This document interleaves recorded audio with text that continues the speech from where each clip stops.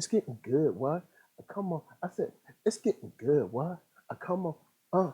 It's getting good. What? I said, this show was getting good. Good. Good.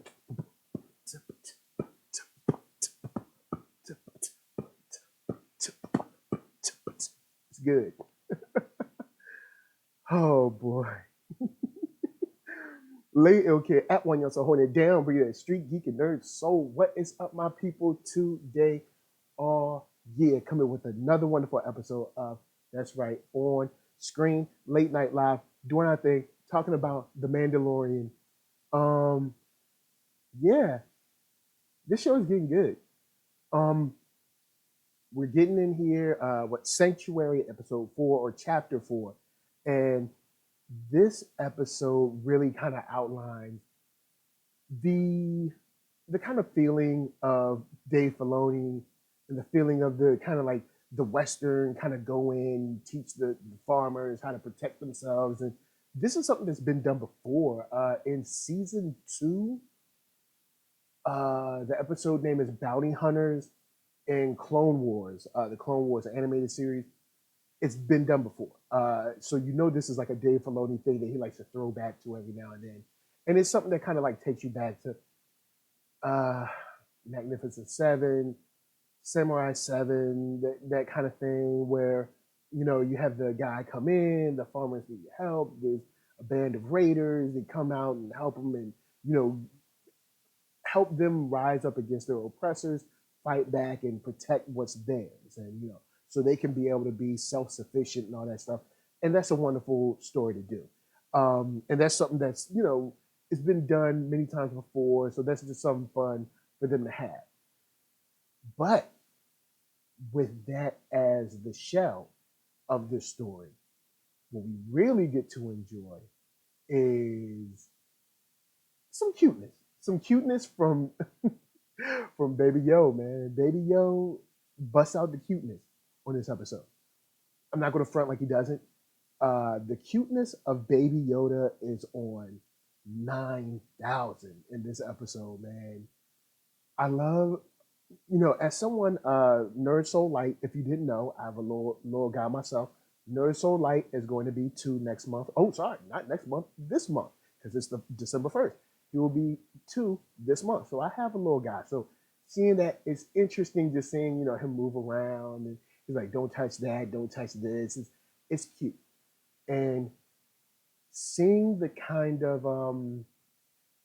how should I say, kind of like the lone warrior that has a heart kind of thing, and him wanting to find a place for Baby Yo, somewhere that he can leave him where he can be safe and he can live a regular, normal life, is something that's beautiful.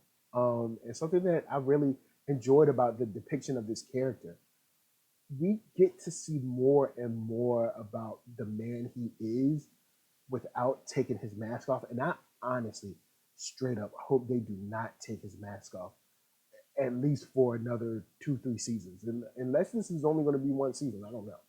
But I hope they don't take his mask off. There's so much in the actor's body posture. There's so much in the actor's uh, pauses in his speech.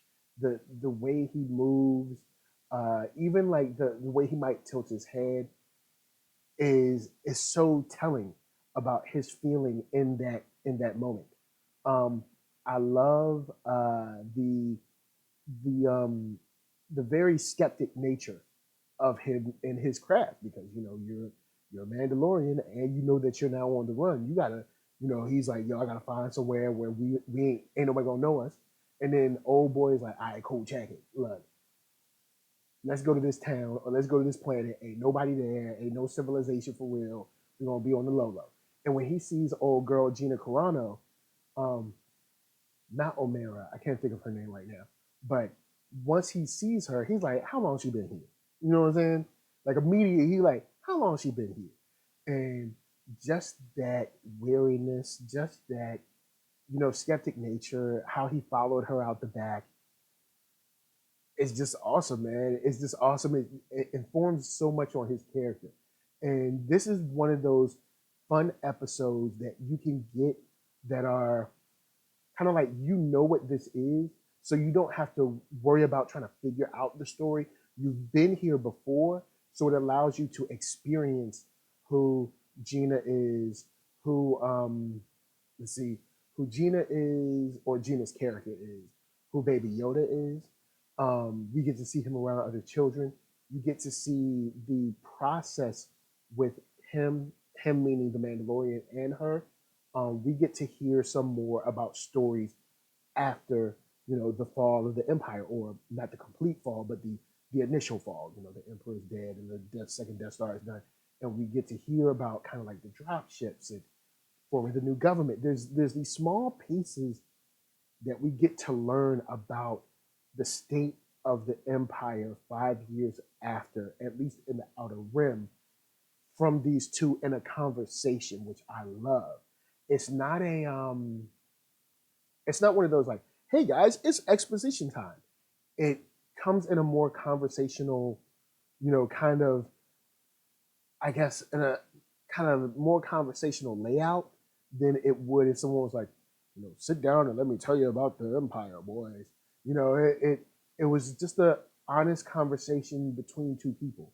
Of course, no doubt after after having a slight scuffle, but it was cool to see where she was coming from. Also to see what she had been through, because what she had been through kind of shows us, oh, okay, so this is how the government was forming. This is how everything was going in the galaxy. Uh, this is how they were mopping up, different situations out there in the Outer Rim and even in the core worlds. So I love that. Another thing I love is when they were fighting, how good that choreography was. It was very, very up close, very intense. And I will say, shouts out to Gina Carano for representing how she does. I love her size. I love how she moves. And I said that to say this: Hollywood, please stop casting 70-pound white women to be some kind of karate hero. All right. After, and I'll say this again, after Black Panther and Wonder Woman, there is no excuse to say that you don't know where these women are or if these women exist. There are women that have muscular, like physiques, that are taller, that are broader, that look like they can tussle. You know what I'm saying? That look like they can throw a punch. And I love Gina in this scene. I love how she gives him a couple of mollywops, and she also takes a couple punches. And then even at the end where they're like, have a gun in each other's faces, just to see Baby Yo like, are y'all finished? So I thought that was cute. But the time that we spend, I think a lot of the time that we spend in this episode is spent well because we learn more about the people that we're with. Like Gina, we learn through her, we learn who she is, where she's been, and kind of the state of the galaxy. Through Omera and her conversation with Dad, what's the boy name? Um, uh, the Mandalorian.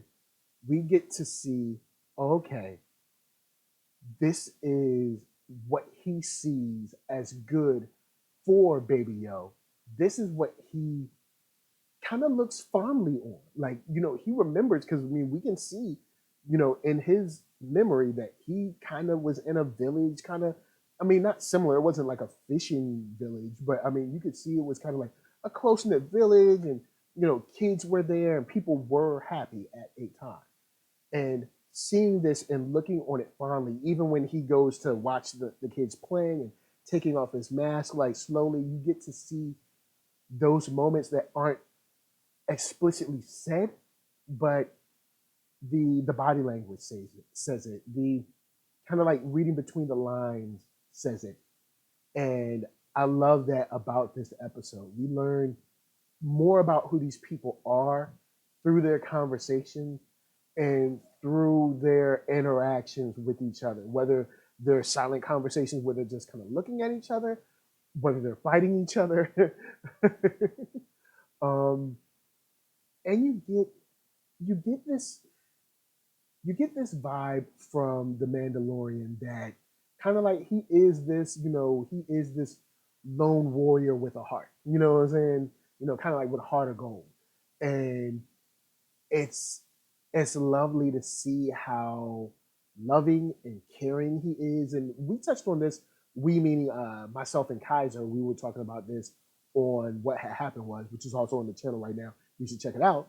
Um, there is something nice in the lone wolf and cub kind of update in this show. You got this idea of like the lone warrior who has taken on this life, and this is his duty to a certain degree. This is who he is. And then also, this child who didn't ask to be there, who kind of got mixed up in this life, but he's saying, you know what? Nobody's here to protect him, and someone protected me. So it's time for me to pay it forward for this child. And I love that. Just seeing how it's weird how fatherly he is in a certain way, which I think is cool. So I enjoyed that. This episode, it does a good job of just showing who these people are. It kind of gives us, from my perspective, it gives us an episode that we know well, so that we don't have to focus on trying to figure out what's going to happen, but we get to kind of find out who these people are. I did want to give a shout out to seeing a Loth Cat in this episode. Shout out to all my folks that love Rebels, watch Rebels. The first season of Rebels, I was just like, man, come on, man, when we gonna get to the action? But I ended up loving Rebels a lot. Big shout out to Ahsoka. Always loved Ahsoka, man. You guys know she's my favorite Jedi of all time. But got to see a Loth Cat. I thought that was cool. And got to see a ATST. I didn't expect to see one, especially on a planet like this. And I love when they were like, looking at the tracks, and they came up to one of the tracks, and I was like, yo, they got a walker? Because you kind of see the birds and stuff at the beginning of the episode moving, but you don't see the walker. You know what I'm saying?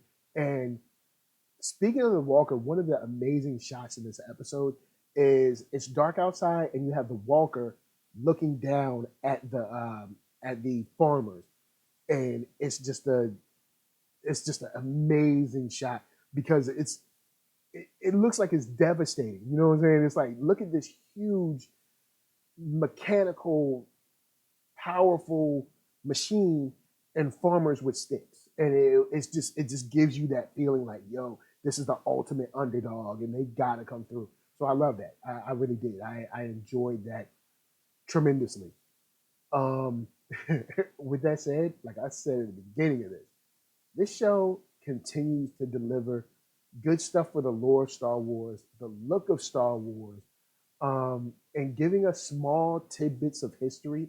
For instance, uh, he talks about how he never took off his helmet, and how, of course, they don't take off their helmet now. And if he takes off his helmet when he's talking to Omera and also to Gina's character, Gina Carano's character, and I apologize for not knowing. You guys will put it in the comment.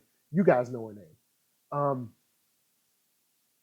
he says that when he takes off the mask, he can, but he can't put it back on. And the interesting part about that is that must be something new after the Clone Wars, after the kind of Republic, after the Empire became the Empire.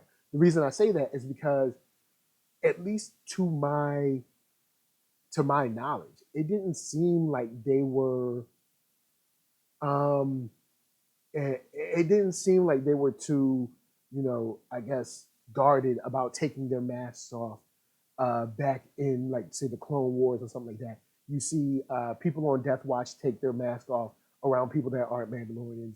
You see Jango Fett do it.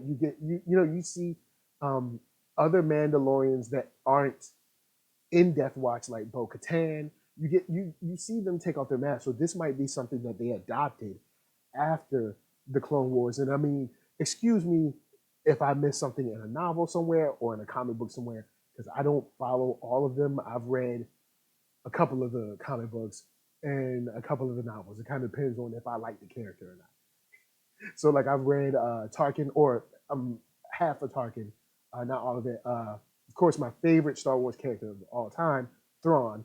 I've read his actually twice too, but you know that seems like something that had been adopted as maybe a survival technique or something.